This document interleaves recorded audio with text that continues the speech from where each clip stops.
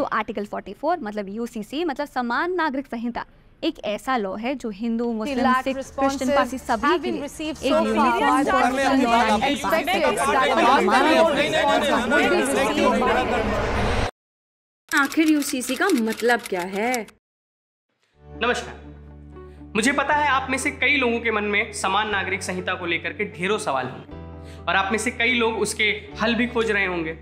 तो ये वीडियो में हम कोशिश करेंगे कि आपके कुछ बेसिक्स को क्लियर करें समान नागरिक संहिता को लेकर के, इन मुद्दों पर बात करते हुए कि आखिर समान नागरिक संहिता का अर्थ क्या है, भारतीय संविधान से ये किस प्रकार से जुड़ा है, और जब संविधान की रचना हो रही थी तो नागरिक संहिता पर क्या चर्चाएं हुई थी और आज के समय में हमारे लिए ये क्या मायने रखता है। तो मैं आपसे रिक्वेस्ट करूंगा कि वीडियो को एंड तक देखें और आपके मन में कोई भी सवाल हो तो नीचे कमेंट सेक्शन में जरूर बताएं। नागरिक संहिता संपत्ति, परिवार, कॉन्ट्रैक्ट और दायित्वों से संबंधित कानूनों का एक कोडिफिकेशन है।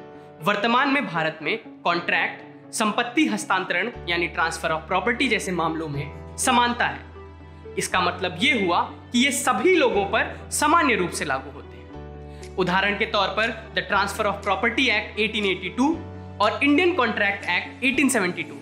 लेकिन जब बात शादी, तलाक और विरासत से संबंधित कानूनों की होती है तो इनमें समानता नहीं है, यानी कि ये अलग अलग धर्मों के लिए अलग अलग बनाए गए हैं। मोटे तौर पर यूसीसी का उद्देश्य शादी, तलाक और विरासत से संबंधित कानूनों में समानता लाना है, जो किसी व्यक्ति विशेष की निजता से निरपेक्ष हो, जैसे कि उसका धर्म, उसकी जाति या लिंग। समान नागरिक संहिता का प्रावधान राज्य के नीति के निर्देशक तत्व में किया गया है, जिसका उल्लेख अनुच्छेद 44 यानी आर्टिकल 44 में है। भारतीय संविधान का अनुच्छेद 44 ये कहता है कि राज्य पूरे भारत शासित क्षेत्र में नागरिकों के लिए एक समान नागरिक संहिता प्राप्त कराने का प्रयास करेगा। इससे पहले कि हम समान नागरिक संहिता के बारे में कुछ और जानें, आइए देखते हैं कि राज्य के नीति के निर्देशक तत्व आखिर हैं क्या।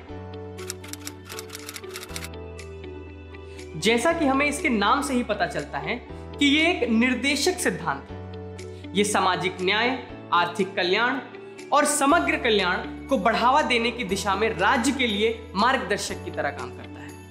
ये मौलिक अधिकारों से अलग है क्योंकि नीति के निर्देशक तत्वों को लागू कराने के लिए हम सरकार के खिलाफ कोर्ट नहीं जा सकते, पर ये एक आदर्श समाज बनाने के लिए सरकार को दिशा निर्देश देने का अहम काम करते हैं। कई कानून और नीतियां इस पर आधारित हैं।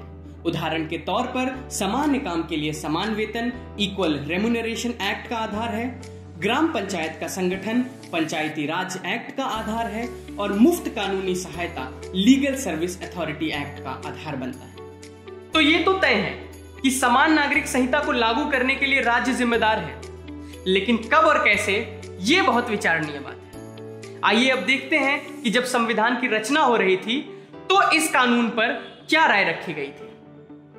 यूसीसी के समर्थकों का यह मानना था कि इससे देश में एकता को बढ़ावा मिलेगा। संविधान सभा के सदस्य के.एम. मुंशी का विचार था कि धर्म को उन क्षेत्रों तक ही सीमित रखना चाहिए जो मुख्य रूप से धर्म से संबंधित है। जीवन के अन्य सभी क्षेत्रों को एक समान रूप से नियमित किया जाना चाहिए। उन्होंने कहा कि इससे मजबूत एवं एकजुट भारत का निर्माण होगा। अलदी कृष्ण स्वामी अय्यर का मानना था कि उत्तराधिकार, संपत्ति आदि के मामलों में अंतर वास्तव में भारत के लोगों के बीच दूरी पैदा करेगा। उनकी राय में व्यक्तिगत मामलों में सहमति बनाने से शांति और एकता को बढ़ावा मिलेगा। इस तरह हम देखते हैं कि यूसीसी के समर्थकों ने एकता के मूल्य को महत्व दिया। हालांकि संविधान सभा की बहस के दौरान ऐसे भी सदस्य थे जिन्होंने यूसीसी लाने के बारे में अपनी चिंता व्यक्त की। संविधान सभा के सदस्य बी पोकर ने अपना भाषण देते हुए स्वतंत्रता के पक्ष में तर्क दिया। उन्होंने भारत के स्वतंत्रता संग्राम का उल्लेख करते हुए कहा कि स्वतंत्रता को प्राप्त करने के बाद हमें लोगों की अंतरात्मा और धर्म की स्वतंत्रता के साथ हस्तक्षेप नहीं करना चाहिए। उन्होंने यह भी कहा कि हमारे देश की विविधता को देखते हुए विभिन्न धर्मों से संबंधित व्यक्तिगत कानूनों को सुरक्षित करने की आवश्यकता है। महबूब अली बेग ने यूसीसी का विरोध करते हुए कहा कि एक धर्मनिरपेक्ष राज्य के तौर पर सभी धर्मों के कानून का सम्मान किया जाना चाहिए।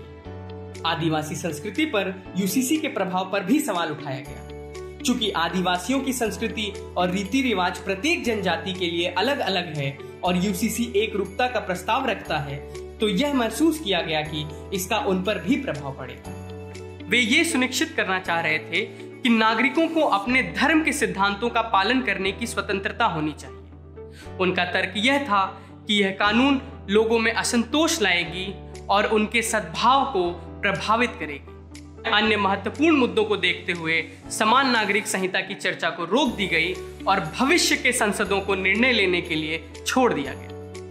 बाबा साहेब अंबेडकर का यह कहना था कि ये आने वाली सरकारें ही तय करें कि इस अनुच्छेद के प्रावधान किस तरह होंगे, लेकिन नागरिकों के लिए ये स्वैच्छिक यानी वॉलंटरी होना चाहिए।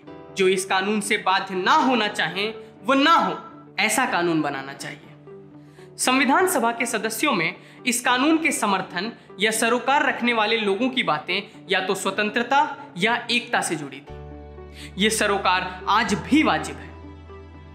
हमें एक नागरिक के रूप में इस कानून से संबंधित कई सवालों पर विचार करने चाहिए। क्या हम स्वतंत्रता और एकता के बीच में संतुलन ला पाएंगे? क्या इसकी फ्रेमिंग के दौरान हम सभी समुदायों का रिप्रेजेंटेशन सुनिश्चित कर सकते हैं? और क्या हम यह सुनिश्चित कर सकते हैं कि यह कानून हमारी विविधता यानी हमारी डाइवर्सिटी को कोई हानि नहीं पहुंचाएगा? और क्या यह कानून एक तत्काल आवश्यकता है या हम अभी इसके लिए तैयार नहीं हुए हैं? सवाल कई हैं और सवाल होने भी चाहिए। मैं आप सभी लोगों से कहूंगा कि अपने सवालों को और अपने विचारों को नीचे कमेंट बॉक्स में जरूर लिखिएगा। और अगर आपको यह वीडियो पसंद आई है तो इसे लाइक करिए, अपने लोगों तक शेयर करिए और इस चैनल पे पहली बार आए हैं तो सब्सक्राइब करिए। धन्यवाद।